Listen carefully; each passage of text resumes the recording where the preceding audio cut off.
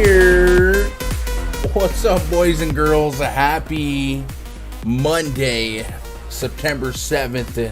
It's Tuesday. Happy Tuesday. So it feels like a Monday, right? Extra day of the weekend, I guess. 3-day weekend, kind of. The long way. So I hope you guys had a good Labor Day. I probably misspoke on Friday saying we would have a stream on Monday. That's because I didn't check my schedule where we had all-day baseball. So we did coverage in the VIP for baseball yesterday, and that was it. I spent most of the day hating Marcus Semien and working on NFL stuff. So that was my Monday. Now it's Tuesday. And I missed the Derek Jeter drop, so probably was going to get it anyway. But, hey, man, happy Tuesday, man. How we doing, chat? Chat, we might be a little bit late today.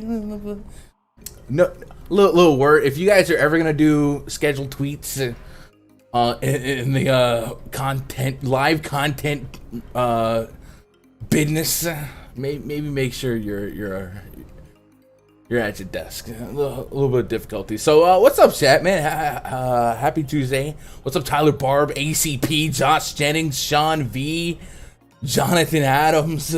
My goodness, you guys are out there. Julian Wilson in the chat. The OMG father. Am I missing anybody? K Johnson, Dan Kephart, Dang Lazy Mofo, Young C, Danielle, mi amor. All right, I think that's it. My bad if I missed you. If I miss you, just talk in chat. I'll catch you again. Okay. All right, we're good. All right, we're good. Okay. Something you don't know about me. How you guys doing? You guys doing all right over the weekend? Win any big money? You guys ready for NFL? VIPers, I spent all night working on notes for each team, each game, and the spreadsheet. I already have a first run projections for every game on Sunday and the Thursday night game between the Bucs and the Cowboys. I will probably release that to the Vipers tonight and try and carve out the NFL content schedule as well. I'm always skittish on the NFL content side because there's so much good content, and I don't want to just be another dude saying the same thing. So I'm going to try to find my way. I was thinking, chat, maybe you guys give me some ideas. I was thinking we'd do Saturday night streams the night before. Maybe I can get a little council going as far as live stream goes, but we'd have some packaged videos throughout the week. DraftKings picks, Fanduel picks, maybe some prize picks, stuff like that. So you guys let me know what you think, what would work best, what you guys want. You guys are the content consumers, and you guys, I see a lot of you guys everywhere. So I don't need to just be another dude, you know? So let me know. How much TT we playing? Come on, bro. It's too early for this. You got a Jeter NFC. What up, Michael Tyler? Man, congrats. I was not around in time to get in line.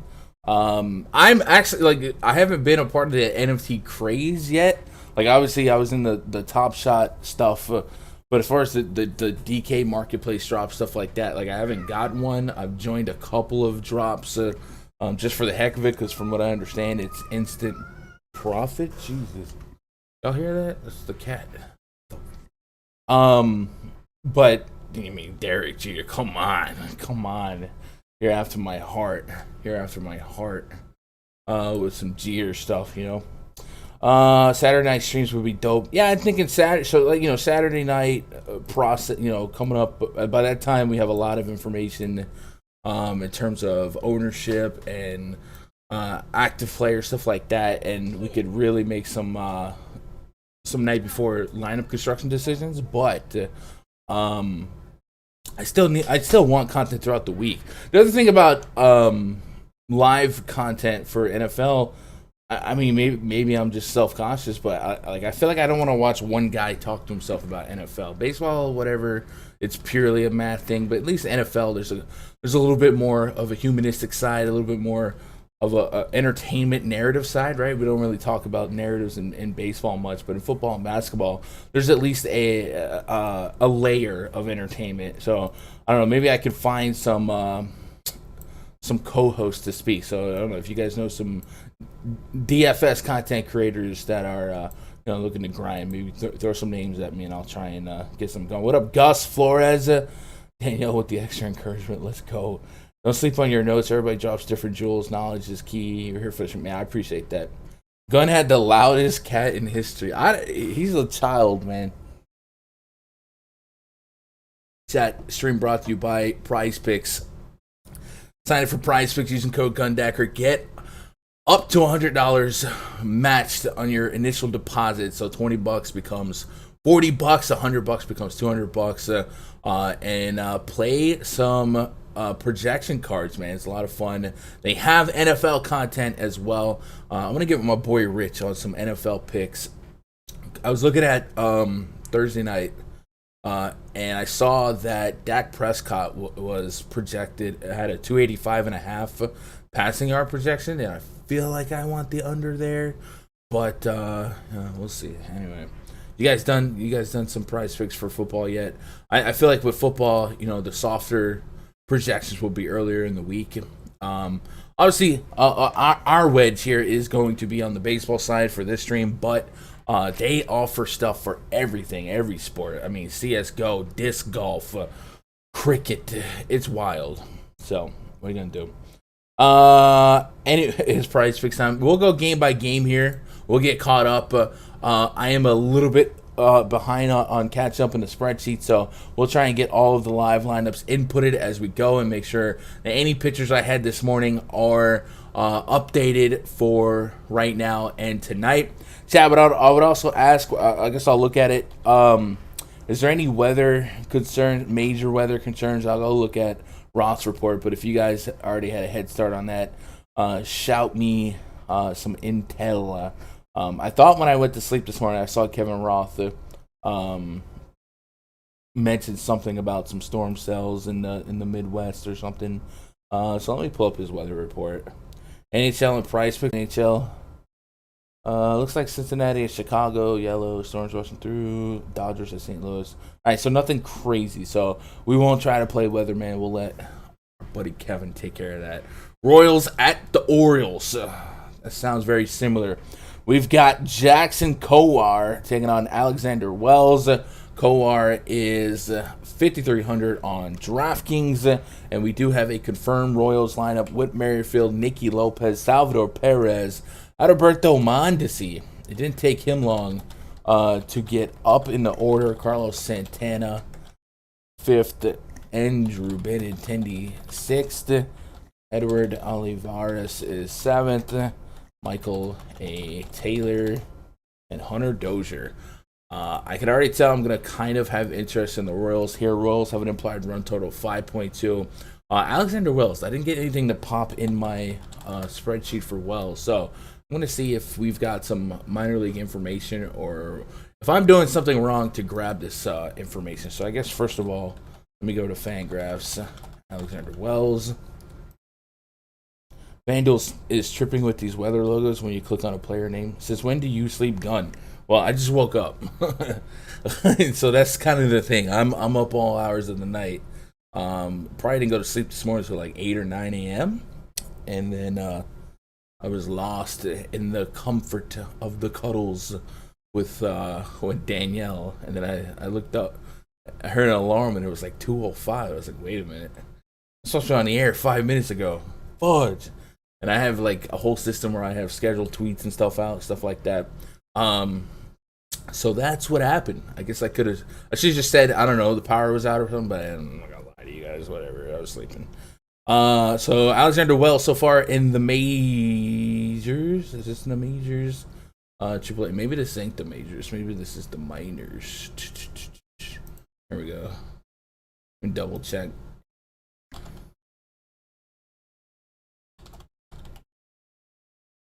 Norfolk. I can't imagine a pitching prospect for the Orioles is anything be scared for it. I think that they have like Adley Rushman, and then that's I guess the Orioles farm system. I'm kind of poo pooing them. They actually have a decent set of guys on the horizon. What's up, Gunn? What up, Gentry? How you doing, bro? 22 innings, so 193 average to lefties, 260 to righties, and what about power? 3 to righties, 3 to lefties. So, medium results. I do like this Royals team. I think I'm going to take some shots on the Royals in Camden. It's a huge park boost. I got to project Wells to be more average than anything. I know he's done well in the minor so far. Really good numbers on all of his pitches, prospect-wise. The changeup, I guess, could use some work. Not big on command, but I do think that this Royals team at this juncture is a team I have a lot of interest in because they have a nice mixture of power and speed and hit for average. So you put them against Wells. Maybe they get into Wells early, get into that bullpen. So I'm going to add them to the list. I'm not going to have any Kowar interest at all. And we can run back some Orioles here. So far, Kowar has had a little bit of a home run problem to righties, a 43.5% hard contact rate, 1.5 home run per 9, an elevated average to both sides of the plate. It is just 11 innings of sample size, so I'm not getting too aggressive here. But the Orioles sitting around 5-run total themselves. Mullins, Mountcastle, Santander, Mancini, all guys that easily make the list here. So I think with this game, I'm going to stay away from pitching, and then we're going to have Aaron Stacks here. And that's a pretty basic, lazy overview of game number 1. But I don't really see how I can get a little saucy with this one. I'm going to play both sides of a hitter-friendly park and project both pitchers to be pretty average against average teams. Average carpentry skills. Let's get caught up. Mondesi, guy doesn't even play against 10 points. Dude, Mondesi's at his best, man, he's a problem. He could be like what Cedric Mullins is doing with even more stolen bases, right? He was a soft toss in lefty 90. All right. Atlanta game, maybe. It's been raining here. What up, EB?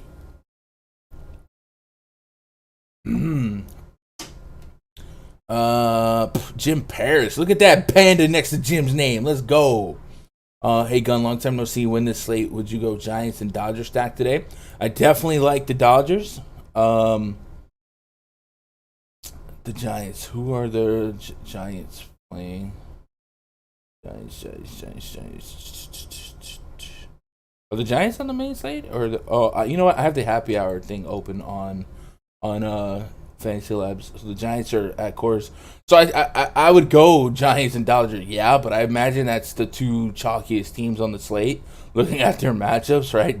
Giants at course, Chichi Gonzalez, and Dodgers against J Happ. So long answer or short answer is yes. Like I wouldn't say no to those guys if I think those are the obvious plays. Long answers in tournaments, you're probably gonna have so much ownership on those teams that you at least want to find somewhere to get different if you're trying to separate yourself from the pack in tournaments. But absolutely, both offenses are probably the two best individual spots on the slate, right? Let's move on to the next game. Stephen Matz taking on Garrett Cole. Yankees looking for revenge. Blue Jays, man, they put the hurt on yesterday. It was not pretty. Garrett Cole finds himself in this situation again, trying to pick up the team after a skid. And we've seen him step up to the plate, go 6-7 innings in situations like this, but this is perhaps one of the tougher offenses, if not the toughest offense he's pitching against all year. Very scary lineup through and through. So I do have tapered expectation on Cole's. The poll in the chat today was who will be your highest owned pitcher tonight? Garrett Cole, Aaron Nola, Blake Snell, or other. And only 16% of you guys said Garrett Cole. So I would imagine that's kind of a sample size of what the field might be thinking. And that's kind of what my knee-jerk reaction is. 11.8K for Garrett Cole against a very scary offense in a hitter's park when we have a guy like Blake Snell catching the Angels. Perhaps the Angels without Ohtani, we'll see. It just seems like I'm going that way every time. But maybe there's a little bit of tournament lucrativity in Garrett Cole having one of those big games. But you got to believe a 12K seems up there. If you look at the big games he's had lately, first of all, the Los Angeles Angels have one of the highest cumulative strikeout rates in all of baseball, one of the highest I've ever seen. So 15 strikeouts is not really my expectations. I feel like it would almost be overfair to cut that in half, right? Get you 8, 7.5 as your Ks. And this projected Blue Jays team only has one guy, Teoscar Hernandez, with a really elevated K rate. Everyone else is 20% or less. So it's not a give me matchup for Garrett Cole. So I do feel like knee-jerk reaction is we're overpaying for Cole in a bad matchup.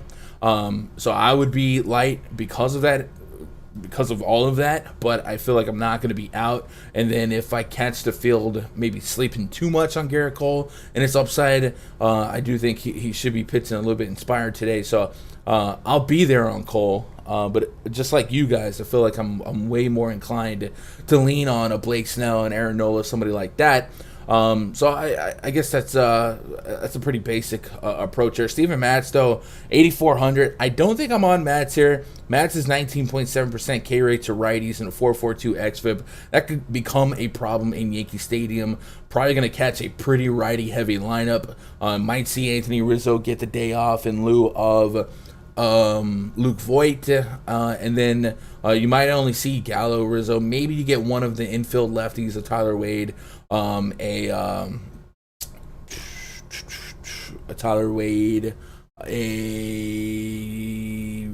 Rougned Odor, somebody like that. And then, of course, you don't see Gary Sanchez in this lineup because Higashioka is the caddy for Garrett Cole. So there's a couple different ways Booney could play with this lineup. Definitely the Yankees are going to want to see results today. You can't lose the Garrett Cole start. So do they put out the jumbo goal line package somehow and keep staying in the field and then use the DH for a Gary Sanchez and just sit Rizzo? Maybe. I'm on the Yankees stack. Obviously, the prices are okay outside of Judge and Stanton. We're still a 4K stack here. 5.2 is the implied run total for the Yankees.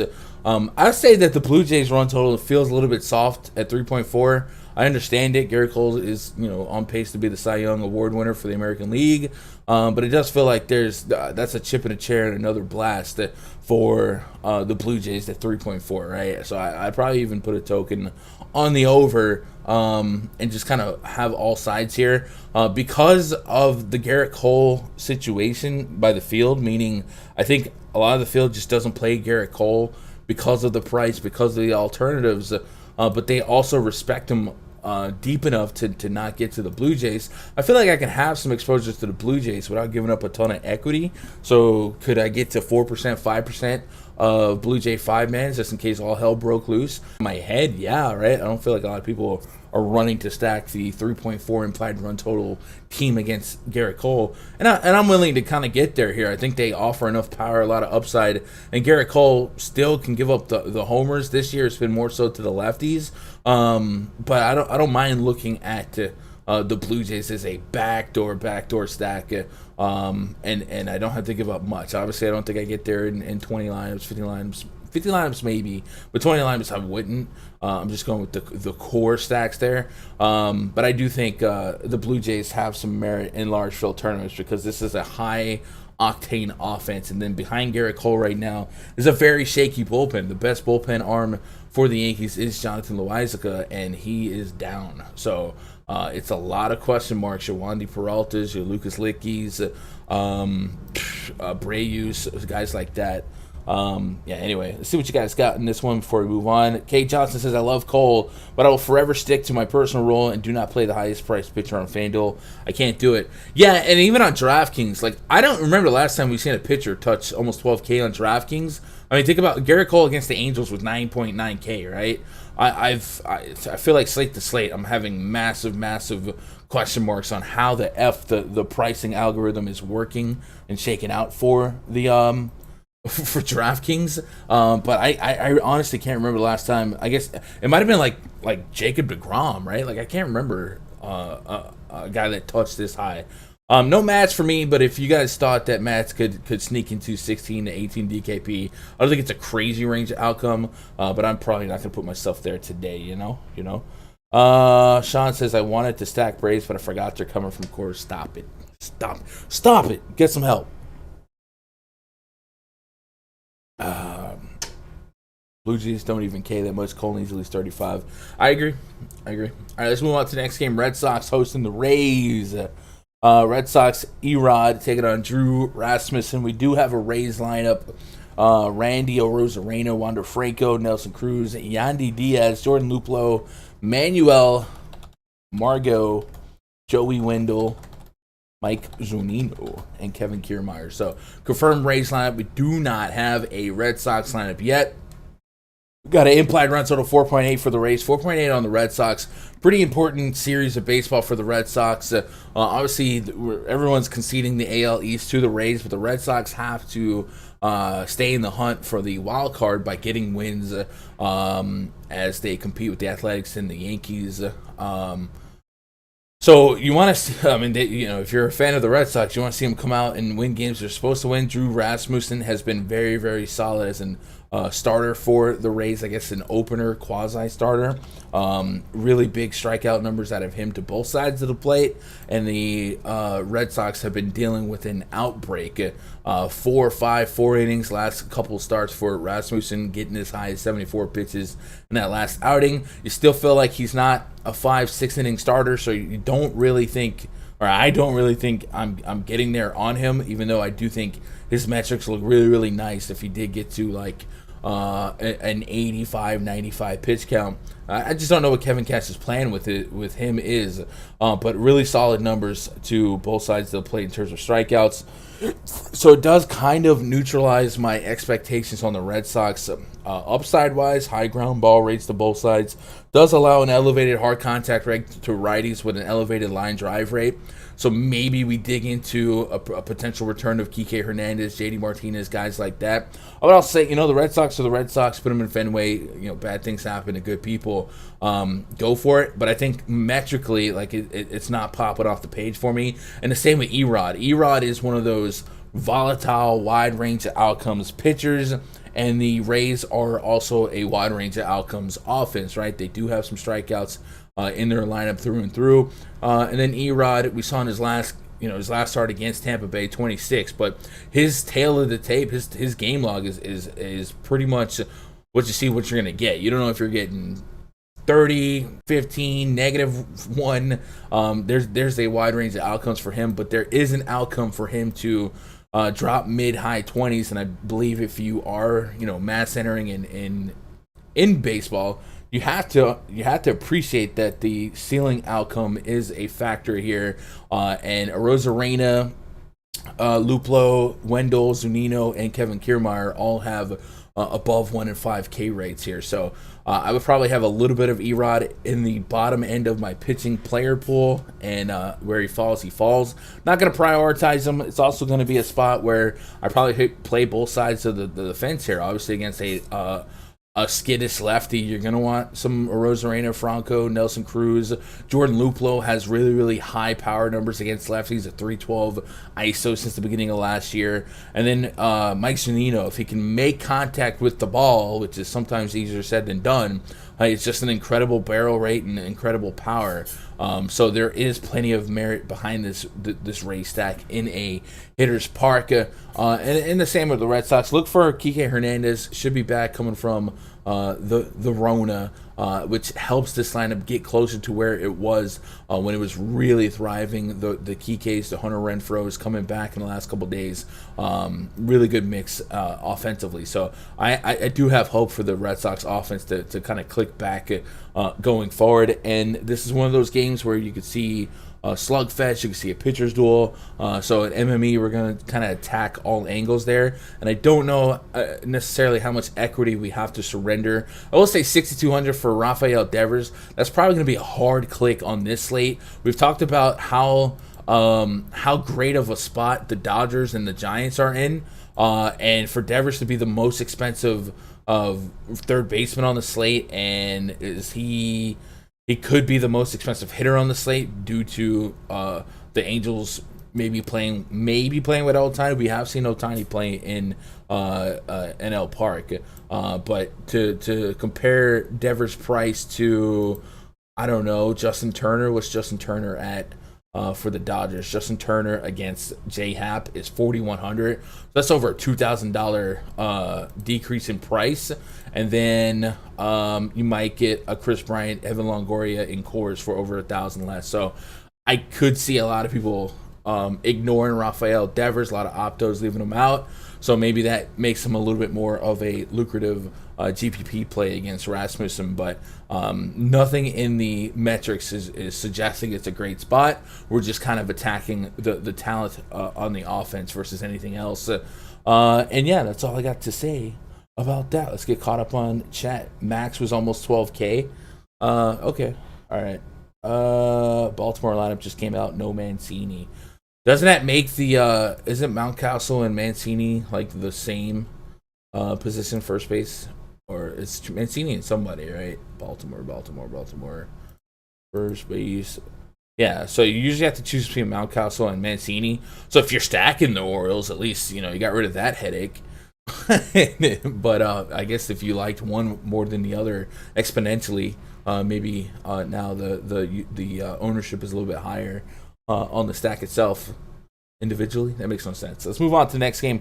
Nationals at the Braves. We've got Max Fried taking on Paolo Espino. Braves lineup is out. We've got Ozzy Albies, Jorge Soler, Freddie Freeman, Austin Riley. I hate Austin. Travis d'Arnaud is batting 6th, so Adam Duvall is going to be batting 5th. Then Travis d'Arnaud. Then Hold Me Closer. Tony Dansby Swanson. All the way down in the 7th spot. Still a thick boy lineup, but put together a little bit differently. Espino has been really, really bad, especially against righties. A 4.98 xFIP, 2 righties, a 2.43 home run per 9, a 55% fly ball rate. So we're definitely hunting out the righties here, but Ozzy Albies is such a talented bat that we're not going to ignore him. Freddie Freeman the same. So Brave stack definitely in play. 5.5 is their run total. Nats starting pitching and bullpen are very exploitable. There's the Braves stack train on the tracks. I'm not a rapper. In terms of bullpen metrics here, the Nats bullpen is well above league average in walks per 9, hits per 9, and home runs per 9. So the Braves could curtain call their really big core series. I know Sean is a proponent of the jet lag coming out of the altitude. But that's not going to be a factor in my decision today. We're just stacking Braves, man. It's going to happen. Do we play some Max Fried? 23.4% K rate to righties, 27% K rate to lefties. There's a whole lot of noise coming from the other side of my wall. Trains and massive car engine noise. 27% K rate to lefties. I think at 8,600, there's a world where Fried can play today, you know what I'm saying? Like his score production or score his production can play today in DFS. I'm looking for 18 to 20 plus DKP, 25, 34, 26 in a couple of his last outings, including 26 against this Nats team. So 8,600, yeah, I'm there on that, getting about 100 pitches as his pitch count. Obviously, we're worried about Josh Bell, Juan Soto, always and forever.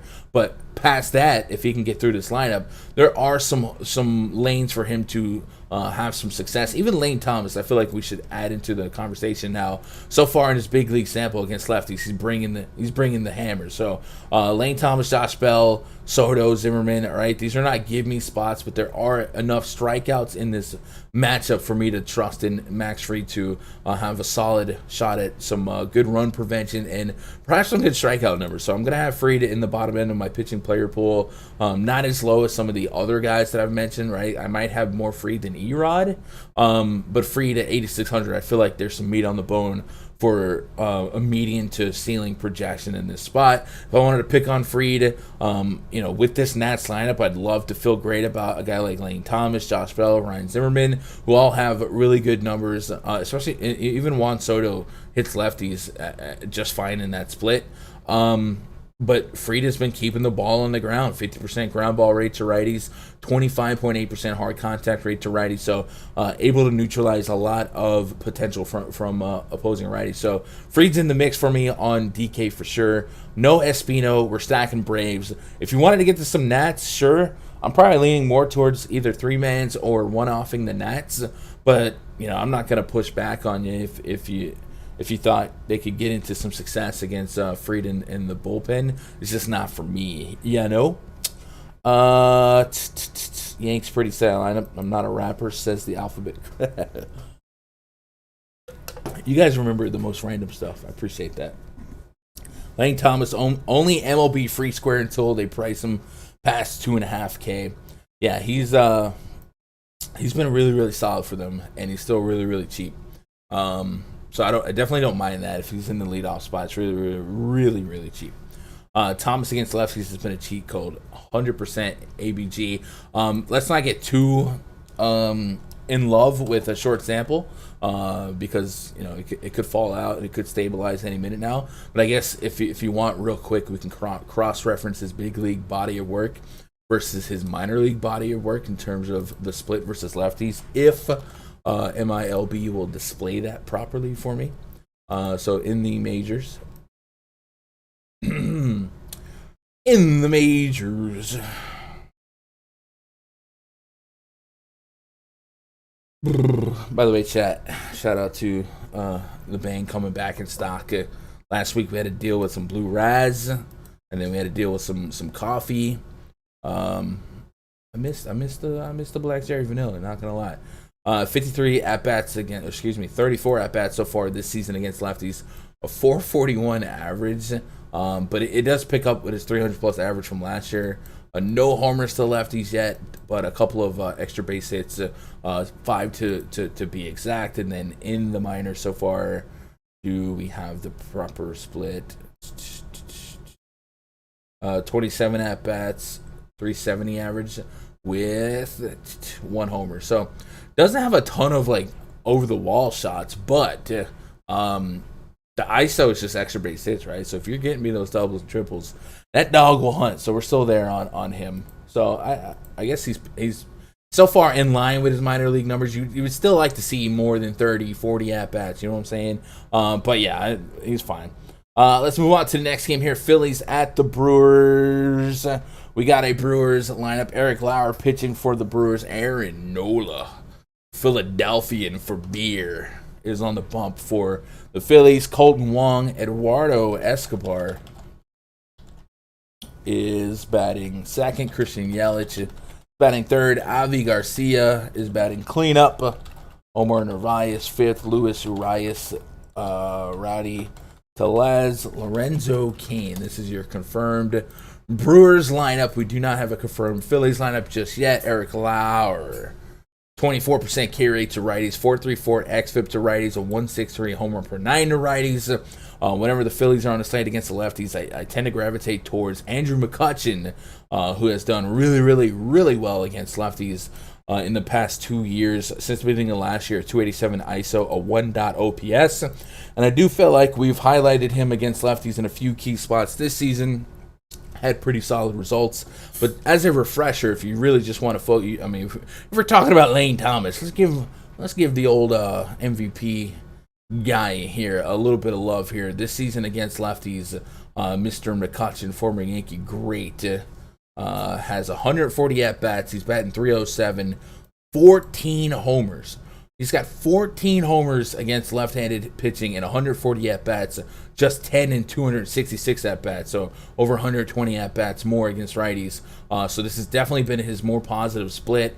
Again, we can argue sample size all day long, all day strong, but it's a not bad spot for McCutchen here against Lauer, who does allow a 1.5 plus home run per 9 to righties. So I'm looking for McCutchen in the middle of that lineup at 3,800. I feel like we have a lot of meat on the bone at that price point. And should this lineup come out the way that that it's projected, if you're batting right behind a Real Muto, a Harper, guys like that, there's a good chance that you're not just hitting solo dolos, right? So give me McCutchen. Could we get behind a Philly stack? Yeah, maybe. Gene Segura, Real Muto, Harper, McCutchen. I could definitely get away with all those guys. If Odubel or Didi fell into a 5-man, sure. I wouldn't push back. But yeah, there's enough Phillies bats for me to like in what is this, American Family Field now? I still got it as Miller Park. Forgive me. Aaron Nola on the bump for the Phillies. So in the poll, we talked about Nola versus Cole versus Snell. I'm actually surprised that Nola is behind Cole when you consider the prices at 10.6K. Where Garrett Cole's 11.8, I felt like more of you guys would appreciate a little bit of salary savings versus Garrett Cole. I guess maybe Nola's last outing, if we're touching on the stove, it's a hot stove. But I mean, Aaron Nola has as much upside as anybody. One game against the Phillies or the Brewers, he dropped 30 DKP, and we know he has 30 fantasy point upside. So if I'm trying to get into 30 fantasy point upside, yeah, Cole can get it to me, but Cole has a tougher spot. Not that the Brewers are pushovers, but there's a lot more strikeout potential in this Brewers lineup. A lot more 1-5s, 1-4s versus the 18%ers through and through the Blue Jays lineup. So I actually thought that Aaron Nola would come in above Cole for you guys, but it looks like that's not the case. I still have Blake Snell above both of them, points per dollar. But yeah, just kind of a mental note there. So yeah, I'm in on Aaron Nola. On the road, an xFIP closing in on 4, but a 26% K rate. Does have a little bit of a home run problem. It's one of those, the field probably only plays this one way. They play Nola or they don't stack Brewers. And I'm not saying stack Brewers, but just be cognitive of the fact that the field is probably going a one-way street with this one. If you wanted to pick on Nola, an elevated home run rate, 2 lefties, a 157 home run per 9. 2 lefties, is anyone popping a bomb detector? There's a 3.9 on Escobar. That's about it. So I'm not necessarily inclined to go after a 5-man Brewer stack myself. But if I wasn't playing Nola, it's because I didn't trust him to have a solid game. If he doesn't have a solid game, he could cave and maybe go backwards and pay off a risky stack. So maybe something to keep in mind. I'm definitely more so on the Philly stack here. This game being a pick'em is a little bit weird to me. I definitely feel like the Phillies are in a better spot. And Aaron Nola is one of the aces of the National League. So I would personally have the Phillies as the favorite here. But what do I know? I'm just the guy. No Lauer for me today. What about you guys? Anything crazy? ACP says Andrew McCutchen BVP matchup 2. Okay, buddy. I haven't looked at BVP. I don't necessarily do it. I need someone to remind me to put it in the spreadsheet. I do like to feed it to the spreadsheet because some of you guys are weird. But I don't really let that be too much of a factor. And then JT Realmuto, I put him in the mix. He's got a 4+ rating on the bomb detector, and 4 is the magic number for me. Let's move on to the next one. The Cubs hosting the Reds. Wade Miley taking on Adrian Sampson. 5.3 is your run total for the Reds. 4.3 for the Cubs. Actually, give me 1 second because the Phillies lineup just came out as I moved forward. JT Realmuto is leading off. So this makes it like the Phillies lineup even more, right? Not that, I don't know, no offense to Odubel, but this is a really good spot. And McCutchen moves up a spot to the leadoff spot. Then Matt Vierling is batting 5th. Freddie Galvis is batting 6th. I really like this Phillies lineup in this spot.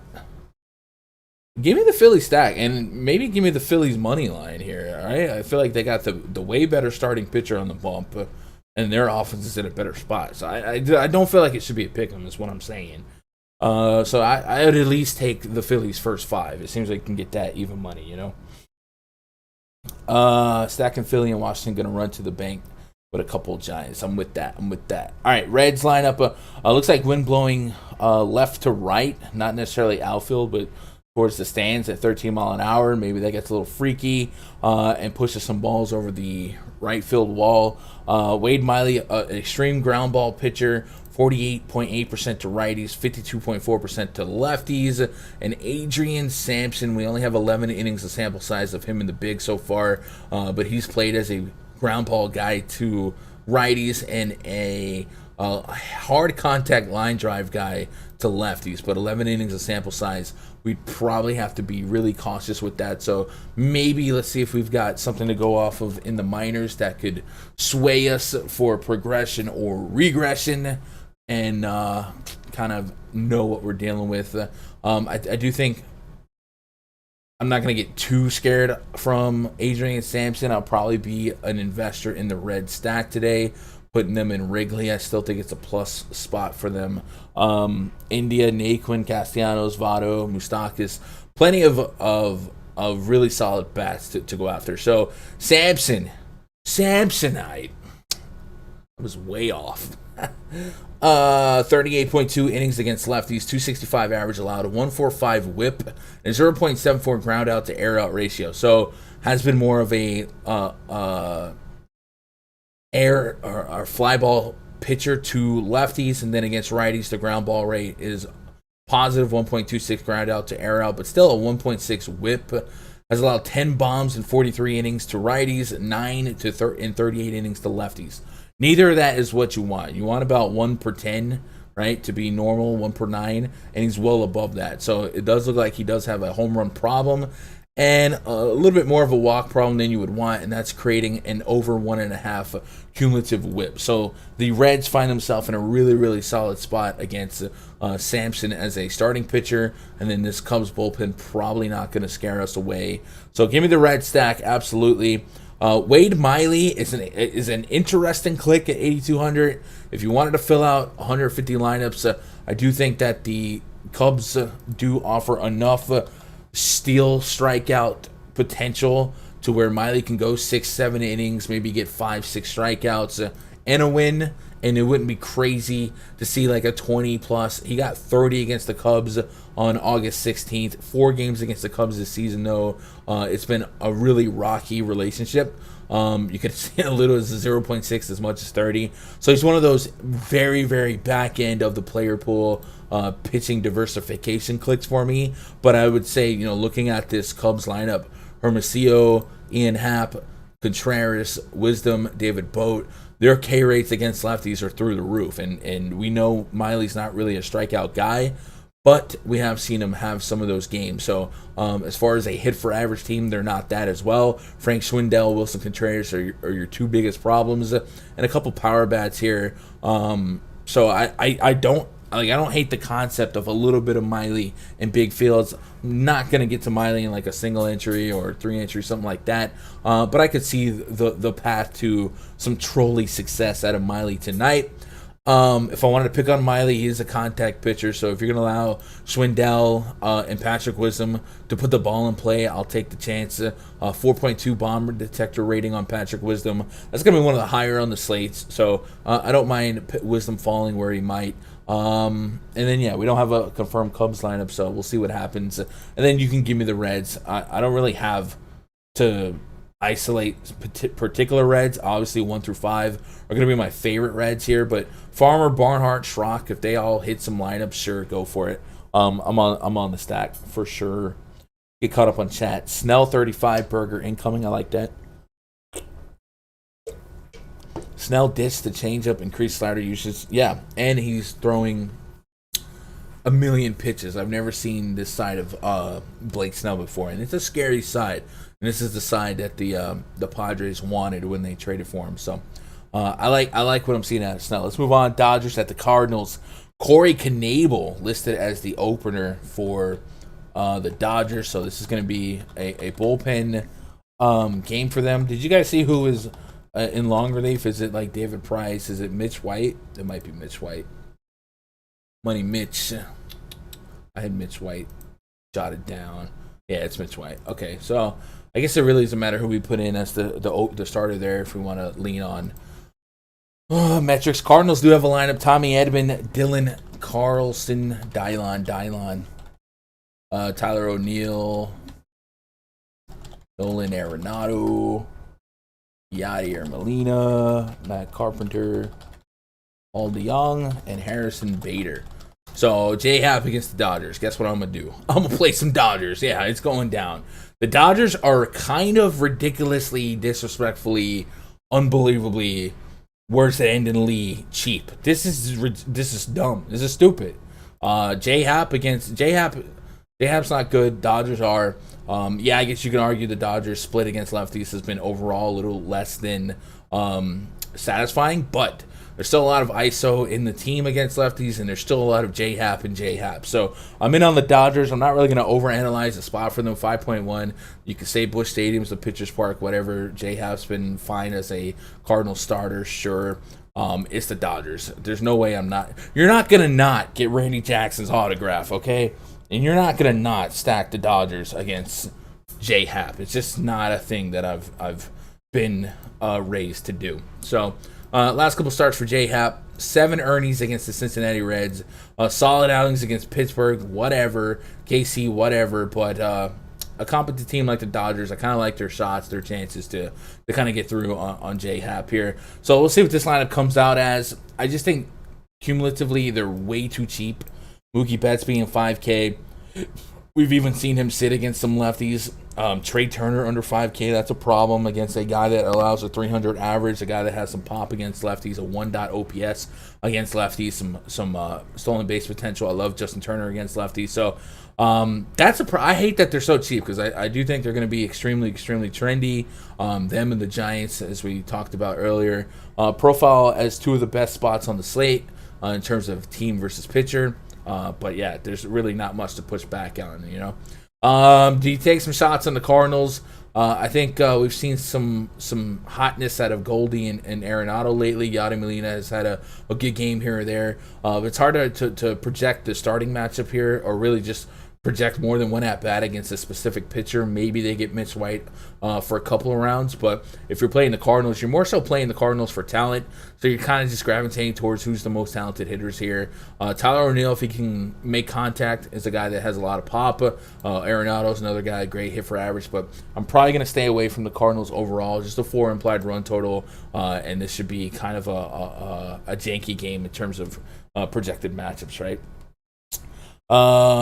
Jim Paris says Hermosillo playing for 2K. You think so? I don't have a deep rooted interest in him, but I'm like anywhere at 2K, it's chip and chair, right? Can't believe my Dodgers lost that Giants matchup. Oh, the Giants, man.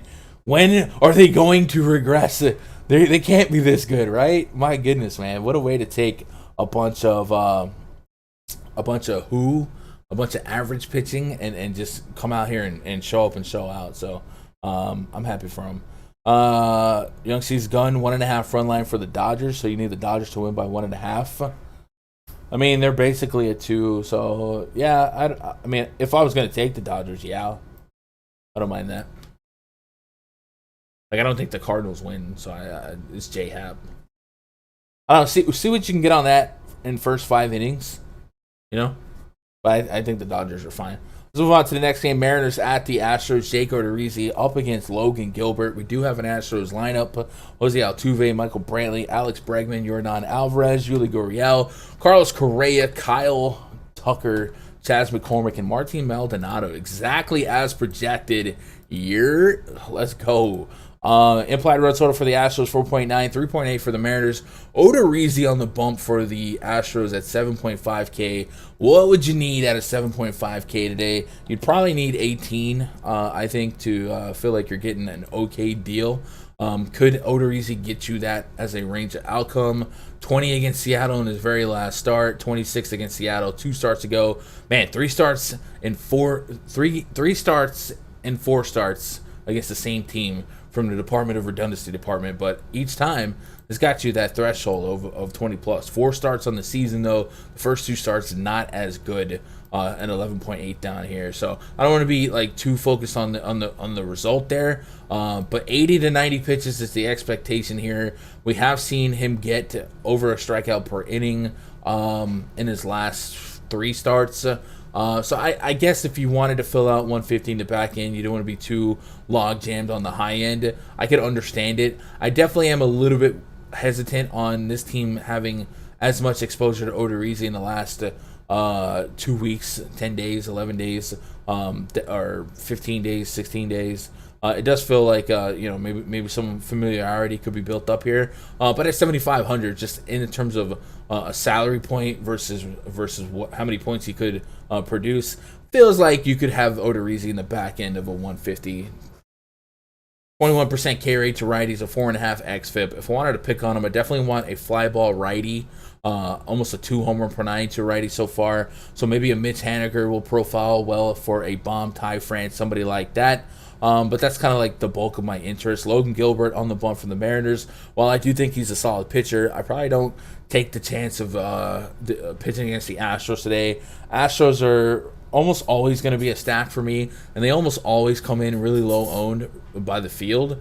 And I think today we've talked about the spots for the Giants, the Dodgers, even the Phillies and the Reds. Like I could see the field being away from the Astros, not necessarily because they don't like the Astros, but because they like those teams even more. So give me some Astros here. I'll always take the Astros. If they go low owned, yeah, they can often sour us, and we do feel like the Astros more than any other team has been. The next game on the docket, take a pause for the cause. Guys, we got a new, I heard a ding, and I don't know what that was. We got a new setup at rundfs.com. This is a great week to jump on board. If you had an account at the old Run DFS, you have to make a new account. It's a whole different database for users. So when you come to rundfs.com, you click VIP memberships, and it would bring you to this page, and then you would choose the pass that's right for you. A couple of testimonial screenshots of our longtime community members with some big hits lately. Lock into what you want. We do have the baseball spreadsheet up. I did get 90% of the football spreadsheet done last night. That will be up for the Vipers tonight, and then of course that'll unlock the Discord for you guys, which looks a little something like this. And somebody walked into a pole and have a huge bump on her head.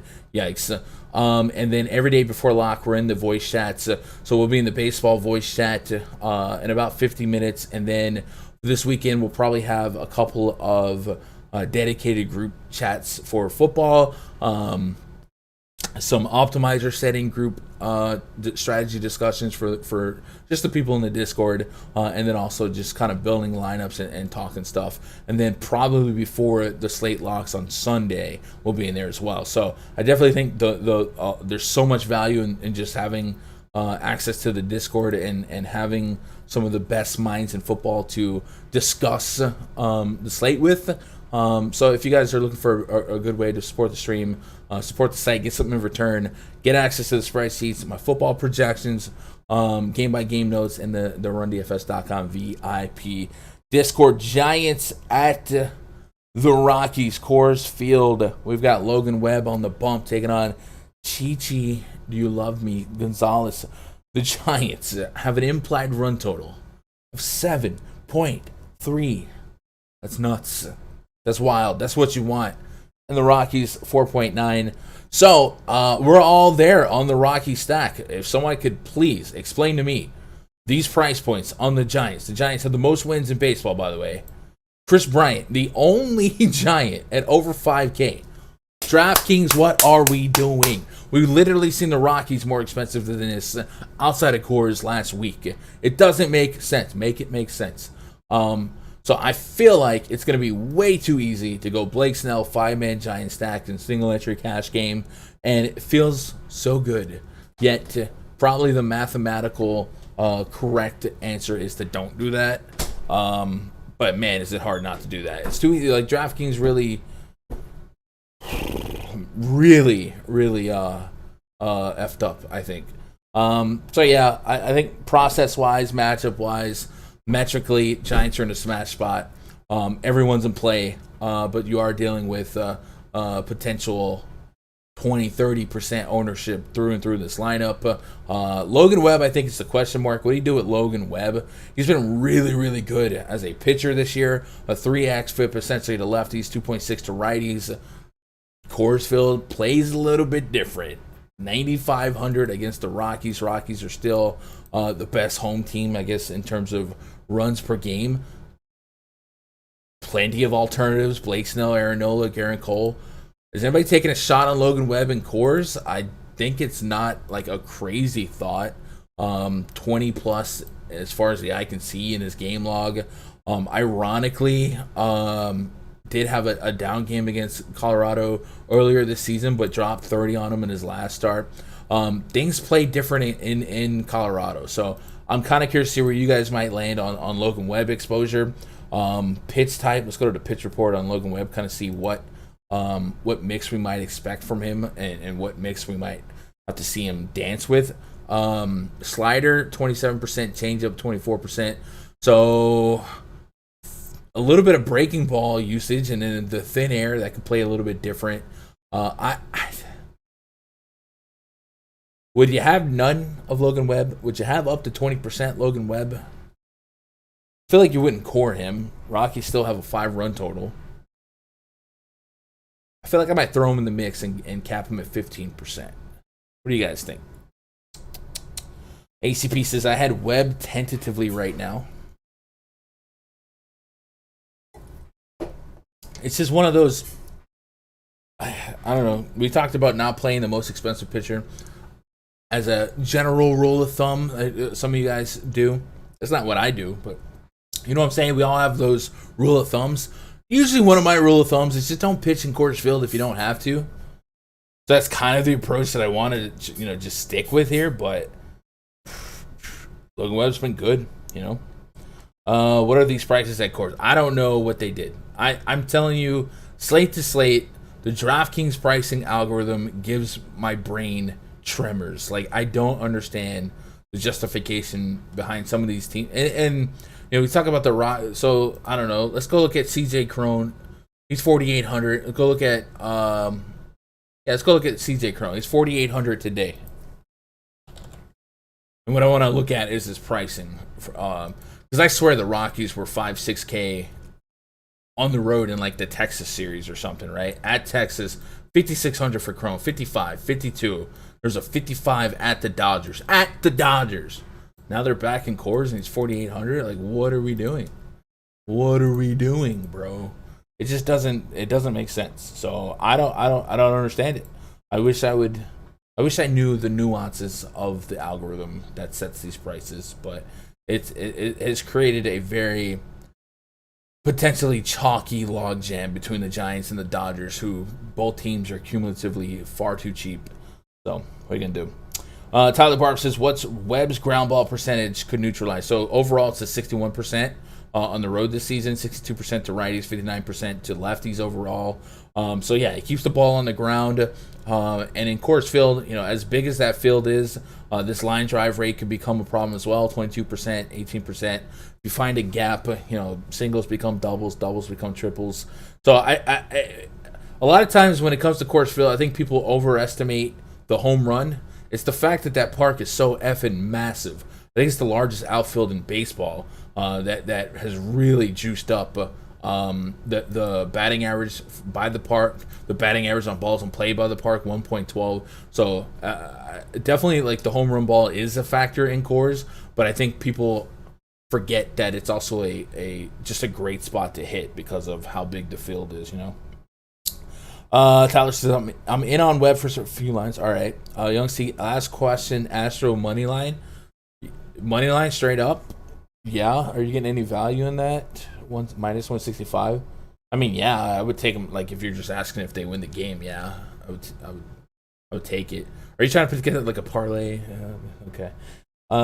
K. Johnson says, I like Webb to do some damage here. He might get hit for a homer, but that's about it versus Colorado. Snell's just looking too good for me. Yeah, I agree with that. How many infield home runs have been hit in Coors? How many inside the Parkers this year? I don't know. Maybe that's a quick stat muse. How many? I feel like we've seen a lot of inside the Parkers lately, right? I think we had one in Tropicana. Was it yesterday or the day before? How many inside? Whoa. How many inside the park home runs have been hit in Coors Field this season? Is that a question that StatMuse can answer? Sorry, I can't answer that question about inside the. Okay, so no, we can't. We've found something that StatMuse can't do. Oh my goodness! All right, let's move on to the next game here. Athletics hosting the White Sox. Jimmy Lambert taking on James Caprillion. White Sox have a 4.3 implied run total. Athletics at 4.8. So Caprillion has been an extremely isolated split guy. Like, he mows down righties and gets torched by lefties. We don't have a White Sox lineup yet, but this projected lineup comes out pretty much half and half. So that's enough for me to not be too enamored with Caprillion. I guess at home he's been better overall. The park is helping him out. 26% K rate at home, 184 average allowed at home, 1.13 home run per nine, and a really low line drive rate. Fly ball rate is at 50%, but with that spacious park swallowing some of those fly balls, it's really helping him out in a hard contact at just 25%. So definitely think this is a range of outcome spot for Caprillion, where at 7,800 we could see him knock on the door of 20 in a tough matchup against a White Sox team that will still strike out, right? They can still strike out. And I do think we're getting a little bit of discount on Caprillion at home. At home, he's averaging almost 22 DKP a game this season. But it's the White Sox. They're a talented team, so I understand a little bit of a pushback. He has not faced the White Sox yet this season. If this came out super lefty intense, which it right now projects to, Moncada, Grandal batting from the left side, maybe Goodwin, Lurie Garcia, Cesar Hernandez. Garcia and Hernandez don't strike a lot of fear in you, but I was watching the Yankee game, and like Brett Gardner was homering off of Caprillion. Like, he really, really struggles against lefties. So I'm kind of on the both sides of the fence situation here for multi-entry. We definitely see a world where this team, what are we at, 29, 25, 20, almost a 1-4 K rate by the White Sox, just in and as they are. So Caprillion could tap into that, and this ballpark could bail him out a little bit. So I see the range of outcome for Caprillion to be a solid play in tournaments at 7,800, a lot of meat on the bone. But the pushback is real. How likely are you guys to stack the White Sox in Oakland Coliseum? I would say the field doesn't get there a lot, especially we just talked about the price points on the Dodgers and the Giants. We kind of got the same prices for the White Sox. So I think it's hard to 1v1 these guys versus them in their spots, right? A much worse park, better pitching. So they're going to come at probably low ownership, and maybe that makes them a little bit more lucrative in tournaments in terms of ownership and leverage and a talented offense to kind of get you there. But it's a tough spot. So I'm on the fence here. Jimmy Lambert, I guess, is the guy with some question marks here. Only 8 innings of sample size in the majors for him. So I'm kind of see what we're dealing with. So first of all, we want to answer a few questions. 1, is he a stretched out starter? 2, is he any good? I don't have a number 3. I felt like I was on pace for a third, but it just never came. So we're being real, chat. It's so stupid. So game logs for Jimmy Lambert. Let's look at his last couple of starts in the minors. August 28th, 5 innings. 21st, 4 innings, 3. So he is a starter in the sense that he could go 5 innings. Has been a strikeout per inning guy, maybe a little bit more, and that will isolate those splits a little bit. Wait, was that in the minors, or was that? Let me double check. Yeah, it was the minors. All right, so against Durham, the Durham Bulls.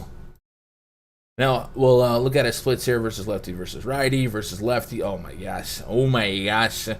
Somehow he's a 4+ ERA, but against lefties, a 26 inning sample size, 198 average allowed, 131 whip. So that's got to be a walk problem, right? 13 walks, 33 innings, has 49 strikeouts in 33 innings. So that's what you want.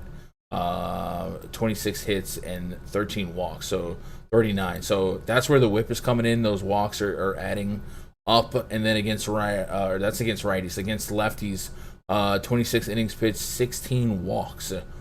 That's not what you want. 29 strikeouts. So he's been well over a strikeout per inning guy in the minors.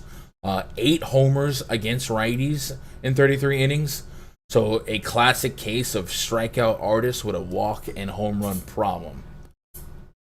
So that's what we're dealing with, and that actually kind of is what we saw in short sample size in the big so far. So athletics have a volatile spot to project, but this is generally a low strikeout team. So if we can neutralize the strikeout numbers for Lambert and range of outcome into more so of Lambert having some power problems. Matt Olson could line up decently well here. Matt Chapman has shown some pop lately, although he's probably the most strikeout prone guy in this projected lineup.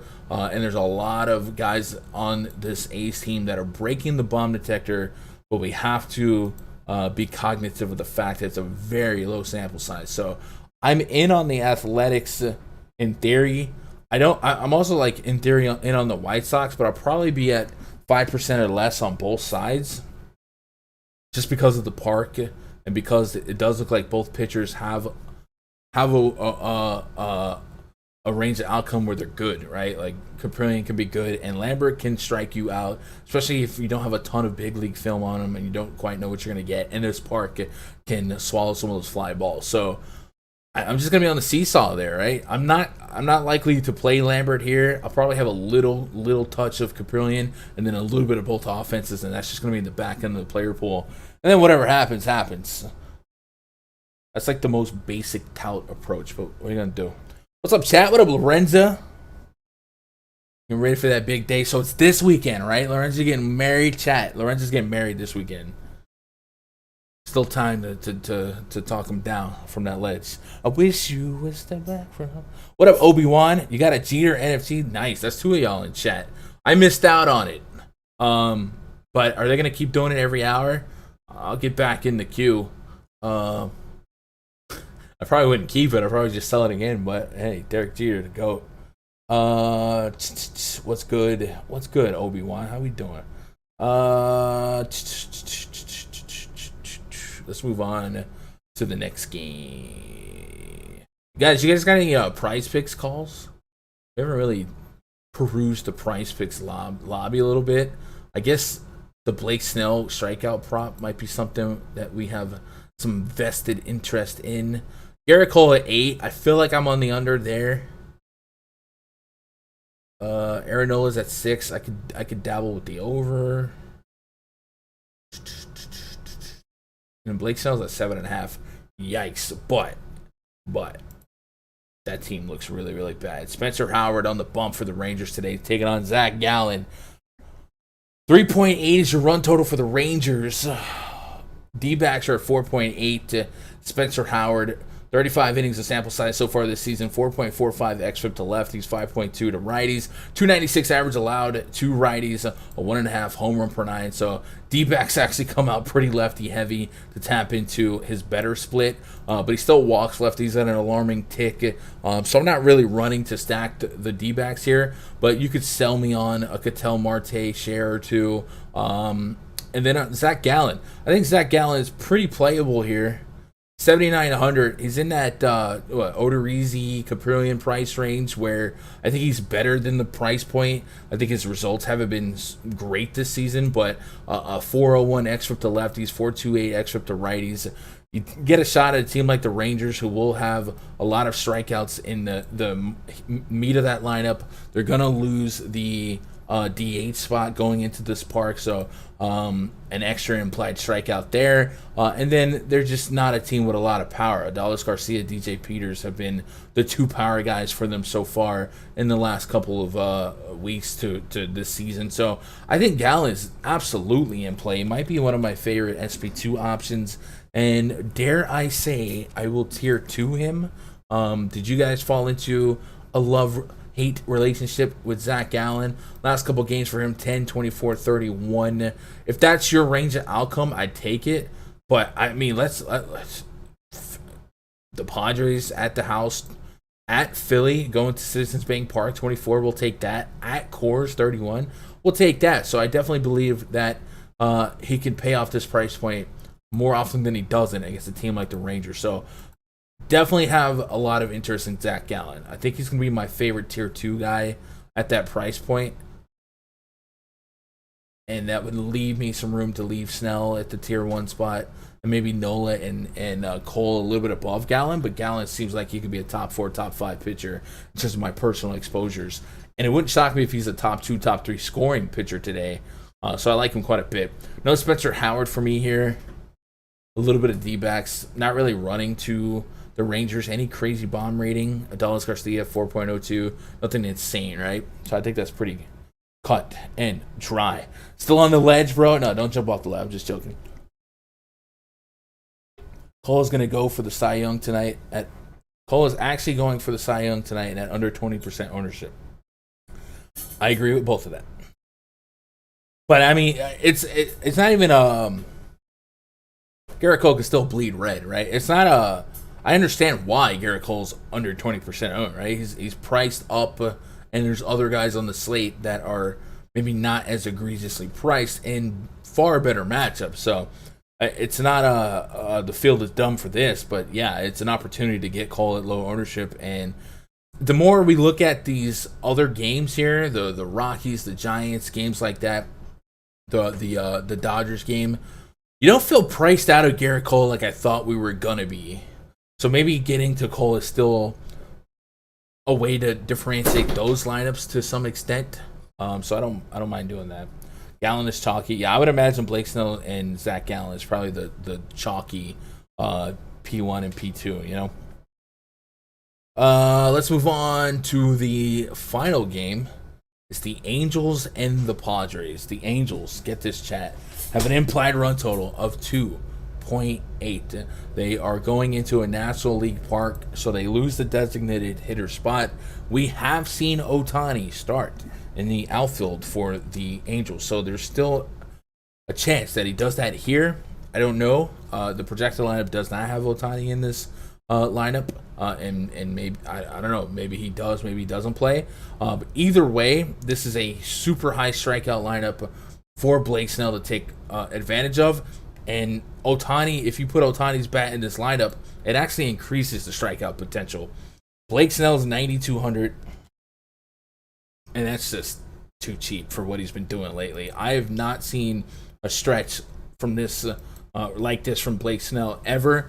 The amount of pitches that he's been able to get to, 107, 122, 92, 101, 108, for him to be a 100-plus pitch guy is just incredible. And when he's on, he's on. He could be, if he was this guy all year, he could be in a conversation for National League Cy Young. 30-plus fantasy points in 3 of his last 5 outings. And at 9,200, you take 20-plus, and he's done that very, very consistently. 10 strikeouts in 3 of those last 5 games as well. There is no better strikeout matchup right now than the Los Angeles Angels of Anaheim. It's dirty. So I'm going to go to the K Factory, and I'm going to give Blake Snell 100 pitches in the pitch count category, knowing that he can get to 110. 100 pitches gives me 7.96 strikeouts. 110, 8.76. We've seen a lot of double-digit K rates or K games against this team. I think something that we might be even more inclined to have a humanistic approach about Blake Snell here that a lot of projections maybe don't cover, and what we're seeing in my own model is the pitches per out, 6.34 pitches per out against righties. That has gone down lately, right? Because pitches per out compensates for the hits allowed and the walks allowed. And Blake Snell has been a guy who has struggled with walks. Did get 2 walks against Arizona, 2-2-2. So I guess he's still walking hitters, but it feels like he's not. So if the walks come back to haunt him, yeah, maybe that could be a problem. I don't know. 7.96 is still there. So we looked at that PrizePicks strikeout prop. It was at 7.5. I'm willing to even go a little bit higher and say that I could get to 110. That would give me almost a full strikeout on the projection. And then the matchup is pure. And if, like I said, if Ohtani's in the lineup, Ohtani strikes out almost 30% of the time anyway. So it's not really a make or break spot for me to be on or be off of Blake Snell. Really, really low run total for the Angels. Packy Naughton, no, thank you. 5.6% carry to lefties, 12% to righties. Small sample size, but I'm definitely on the Padres here. Padres against the lefty is my favorite incarnation of the Padres. Tatis, Machado, Myers, Austin Nola, all guys that can make the lineup for me here. Is Tommy Pham hurt? Is that why he's not in the projected lineup? He's not hurt. So I would assume Tommy Pham, or they find Tommy Pham a spot in this lineup. in this projected lineup, but he's not in this projected lineup I'm looking at. But I feel like this is a Tommy Pham spot. So, anyway, you can give me the Padres stack. 4.8 is their implied run total. And then Blake Snell. So, we talked about our Zach Gallen and Blake Snell, right? I haven't looked at ownership projections, but I feel like that is the easiest way to start your lineup in this slate. And I don't mean that as a word of advice. I just mean that as an observation, because it also is probably what the field is going to do. Start with Blake Snell and Zach Gallen, at least your average lineup. And then we talked about, the 7+ implied run total San Francisco Giants. If we put these two in our lineup, 4K per position, the Giants have Chris Bryant, who may not even play today, and then the rest of this lineup you could fill out essentially a 5-man stack of the Giants with Snell and Gallen, and then just find a 1-2K punt, like a Lane Thomas or something like that. So it feels too easy, and in baseball it usually is, but shame on DraftKings for making this a thing. Well, we just have to hope that the failure rate fails, because I think that's the approach by most of the field. Anyway, chat, that is your full slate. Remember, we will be in the Discord chat in about 25 minutes. So if you guys want to be part of that, go to rundfs.com. Get signed up, man. NFL week 1 is here. We have NFL coverage coming. We will have showdown slate coverage. I wanted to cover tiers. I didn't see tiers in the lobby for NFL yet, but I also didn't see afternoon slates or anything like that. So I don't know if they're waiting for the showdown lock to trigger all that out there. But I want to cover as much NFL as I possibly can, at least until basketball gets back, because there's just so much money in it. So what we'll do here is we'll go back, we'll get all the lineups updated. But those of you that are maybe skipping town, I appreciate your time. But just do me one solid. Double check to see if you're subscribed. If you're not, man, help me out. You don't even have to turn noties on. And then hit that thumbs up, man. It's good for the videos. And we have a lot more content coming your way. I'm trying to schedule it to where the YouTube algorithm doesn't bury me, right? If I put too many videos at the same time or in the same day, some of those videos get lost in the sauce. So I'm trying to create gaps between content release. We're going to have members only content as well. Live stream potentially on Saturday, and then I got to figure out the best way to deliver my brand of NFL content to stick out from the rest, but also just kind of still be convenient. So can I fit some stuff in 10-15 minute vids? Sure, right? It's gonna be an incredible season. So get signed up at rundfs.com. Get access to all my personal spreadsheets, my personal player pools, projections, all that good stuff. Let's get caught up on chat, and then let's get all the lineups entered. And yeah, hit that thumbs up, chat. Show me some love. We hit 70 concurrent. I think 71 or 79 the record. Could you imagine we hit 80 right before NFL? That'd be nuts. Let's get caught up on chat.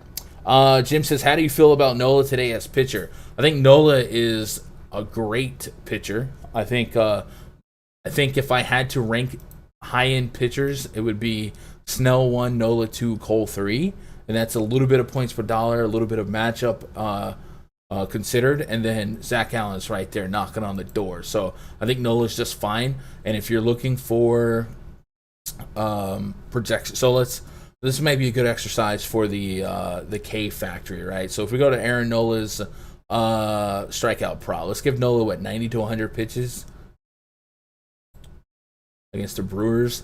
What does it spit back? It spits out 7.5 to 8.3 strikeouts, which is around the area of Blake Snell. So this is pivot 101, right? Leverage 101. Now, Angels are an extremely good matchup, so it doesn't feel like it's a 1-to-1 ratio. But the general concept is, if you think a guy can score the same as the highest owned guy, the higher owned guy, you go with the lower owned guy in tournaments. But Aaron Nola is a beast, and he has as much shot at 30+ potential as anyone on the slate.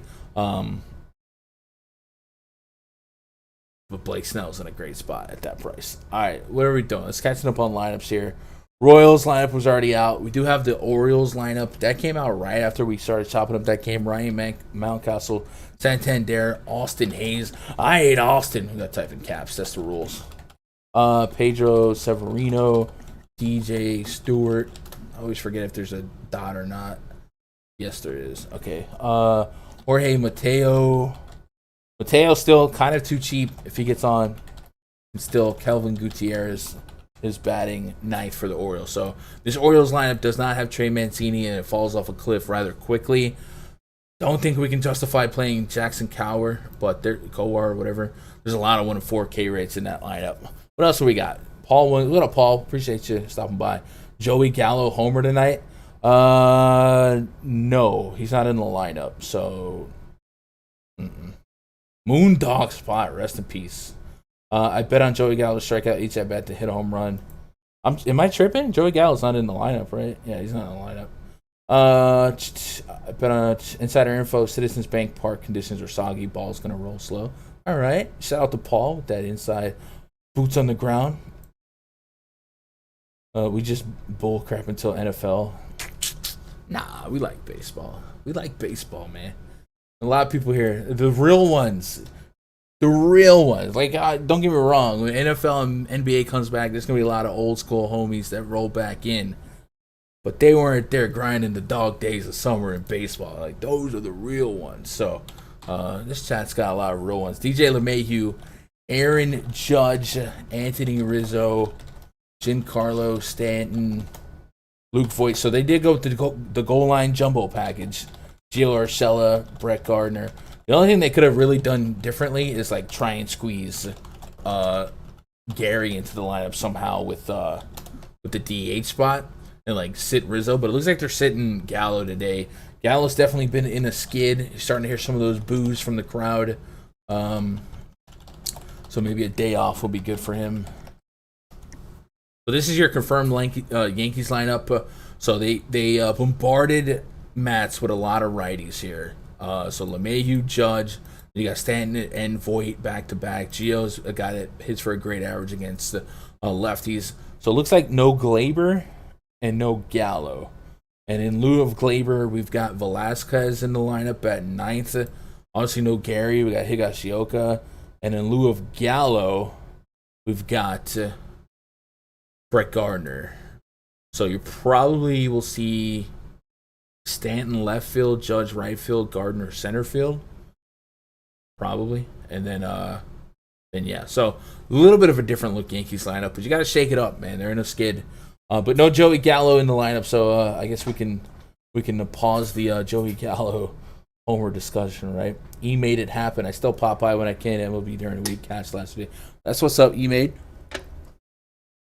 You can definitely play Jackson Kowar here at 5,300. I mean, the matchup is nice, but maybe Cowar's big league stuff is due for progression. I put Coward. I don't know. 16 against Cleveland. He did get 6 Ks. Does Coward have more strikeout potential than I'm giving him credit for? He definitely has a strikeout lineup that he's going against. But was he ever like a strikeout prospect? If so, like I'm fine with the idea of him. So far in the bigs, it hasn't been great, right? Just an 8% swing and strike rate, 14.5% K rate, but 11 innings of sample size. So perhaps some stabilization and some progression coming. So let's go look at his splits in the minors against righties. 40 innings, 58. So he is a strikeout guy. Maybe Cowher is a sneaky play. Look at his game log. Here's a fun way to get different. August 27th at Iowa, 5 innings, 7 Ks. Colorado, 6 innings, 9 Ks, 5 innings, 6 Ks. So he's been well over a strikeout per inning. Pitch report on Cowher.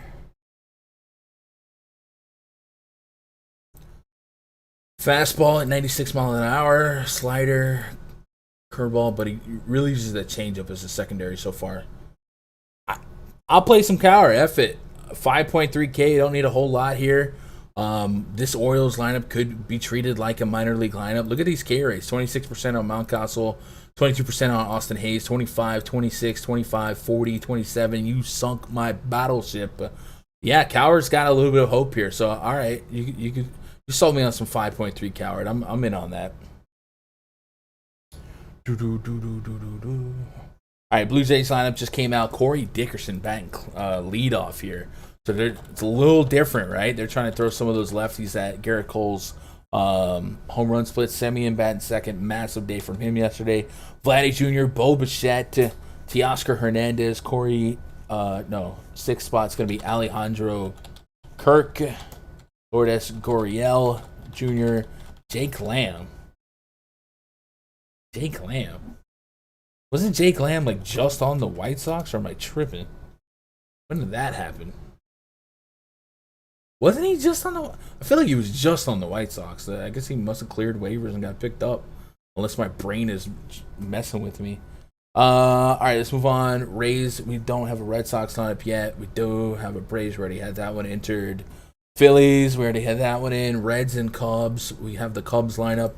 So we got Wilson Contreras, a leadoff catcher against a contact lefty. That's interesting. So the best, I would say the best Cubs are in the top of this lineup, right? So makes them a little bit easier to stack. Frank Schwindel, Ian Happ, Patrick Wisdom batting cleanup, Matt Duffy, Jason Hayward, David Boat, Sergio Alcantara. All right, Cubs lineup confirmed. That's what we're looking at. Does that change much for us? I do think 1 through 4 becomes stackable on the Cubs. So if I want to add to them in the back end of a stack pool, getting to 5 Cubs still feels easier said than done. Still a lot of strikeout rates, but you can see them getting to a contact lefty, so I don't mind that. Dodgers are out too. Yeah, we're getting them all. Let's go. Dodgers lineup: Trey Turner, Justin Turner, Albert Pujols in the lineup. That's kind of what his job is. Go out there against them lefties. Corey Seager batting cleanup. Chris Taylor batting fifth. Will Smith, Steven Souza Jr. Whoa, there's a name. What was his last team? The Diamondbacks, maybe. Cody Bellinger. So Souza's in the player bowl. A little bit of a different lineup. Mookie tends to not get started against lefties, but in a way it makes it easier to stack. You know what I'm saying? The 2 Turners are still my favorite options here, but Will Smith is an obtainable catcher. Albert Pujols at first base, really cheap on both sides. Never fun to play Pujols, but he fits the narrative of the stack here. Mariners lineup was also out. J.P. Crawford, Mitch Haniger, Kyle Seager, Ty France, Abraham Toro, Luis Torrens batting 6th, Jared Kelnick, Tom Murphy, and then Jake Bowers is batting 9th for the Mariners. Souza, yeah, I didn't know. We're getting some names today. This is some old D-backs. Jake Lamb, Steven Souza. You guys remember Ricky Weeks Jr.?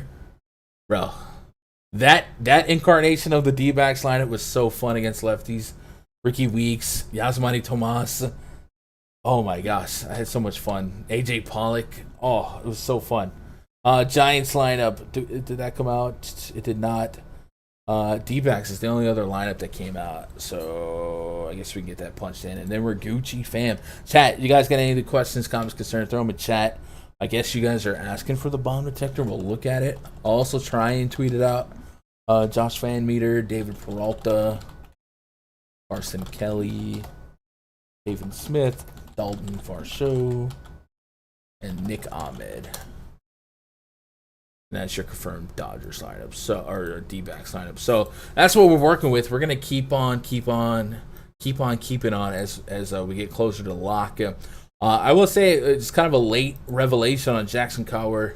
I don't know if I'm saying it right, but based on what we've seen in the minors, there's reason to suggest that against this carnation of the Orioles lineup, he could tap into some of those strikeout numbers we saw in the minors at 5.3. So he could be a fun way to get that pitching player pool going. It does feel like it could be a little bit chalky slate on the front end in terms of the good plays, because the Dodgers, because the Giants are so cheap, and because Blake Snell is kind of cheap in context of how cheap the other high-end or high-owned bats are. But it is what it is. That's what we got to deal with. You guys understand the basics of leverage and avoiding high ownership and betting on failure rates. Whatever your risk tolerance, comfort level is, you do you, boo-boo. I'm definitely going to be on the giant stack today, and I'm going to try and make my giant stacks as different as possible, right, to kind of compensate for the high ownership. I don't really want to give up on a 7+ run total team, you know. Fam, do a video game live stream again. My son does them also. So I actually do that on Twitch, twitch.tv/Gundacker99. When I was doing some of that here, it wasn't as, I don't know. It's bad to overstretch with a YouTube channel. Like, if you're sticking to a niche content type, like most of you guys don't care about me playing Fortnite. So, check out the Twitch, twitch.tv/Gundacker99. I do plenty of video game stuff over there. I can't promise that I'll have anything up like soon because of how busy I am for football. But every now and then, me and my old lady get on. She does it too. So, yeah. Anything else, chat? Verling is cheap for the Philly stack. Let's go. I don't know if I missed anything. I'm scrolling up. I don't think I missed anything. Appreciate you guys sticking out that late start today. I think Osmo is going to go live with some baseball content inside of 10 minutes, so go check them out. They're going to do an excellent job of giving you all the ownership and context and in that regard and knowing, you know, how to apply that ownership to your tournament lineup. So definitely a ton of value in going to check them out. And I will be in the RunDFS.com VIP Discord in about 10 minutes. So if you guys want to continue the conversation, I highly recommend you go to RunDFS.com right now. Get yourself a VIP pass. Get signed up. Try out the week pass. Get every day of baseball coverage. And now football's upon us. We will have football coverage for the Showdown Slate Thursday, for the full slate Sunday. Hopefully a little bit more contests open up for like tiers and stuff like that, because I like playing everything I can for football. But there's so much money out there to go get in football. It's gonna be one of the wildest slates. So one last look at the bomb detector for my boy EB Games. So let's reset the bomb rating column. If you guys aren't familiar with the bomb detector, if you found me because of the bomb detector, it is an algorithm that I wrote to consider batted ball data from the hitter and the pitcher. It really likes fly balls, pull rates, hard contact, stuff like that from both sides. And it gives us a number, and a number that really stands out to me is anything 4 or greater. You have to have context of the sample size. In this case, you're going to see a lot of Oakland high on the bomb detector, but just a 4.2 innings of sample size from the opposing pitcher. So I tend to dismiss those more than I rely on those, but we did just go game by game and say that, yeah, that pitcher did have a home run problem. So it's not saying these guys aren't the best picks for homers, but more than likely I'm not going to allow the sample size to kind of thrive. So I'm looking for a nice mix of sample size versus positive bomb rating. So Alex Bregman is the highest guy on the bomb detector with some sample size, 47 innings of sample size from the pitcher. Darren Ruff's on the mix. All of the Giants, of course, are going to look pretty nice. Andrew McCutchen, we talked about him. I love him against lefties. 4.28 rating from him. Yasmani Grandal, anyone who bats lefties against Caprillions in a good spot. Jorge Soler, Adam Duvall also projecting pretty well for power. Aaron Judge, he exists, so he'll project well for power. And then a couple more low sample size guys here. So remember to always put context on the sample size, not just for the pitcher, but for the hitter as well. And that's what we're looking at today. That is your bomb detector. Boom. Chat, I appreciate you more than you know for making part of my day. Be part of your day. We will be back at it tomorrow for a live stream at 3 p.m. Eastern, 2 p.m. Central. No live stream on Thursday. I think it's another kind of mixed all-day thing. And then, of course, we've got Thursday Night Football. But we'll probably have a showdown video posted tomorrow after main slate lock. And then we're back at it Friday. So only 3 baseball live streams this week. Today, tomorrow, Friday. And then we'll be spraying some NFL content in the middle of all that. And it's just so much. I'm so glad for football to be back. So much money for us to go out there and get, man. At twitter.com/Gundacker. If you got anything else for me, I love you guys. Good luck. God bless. And go win some money.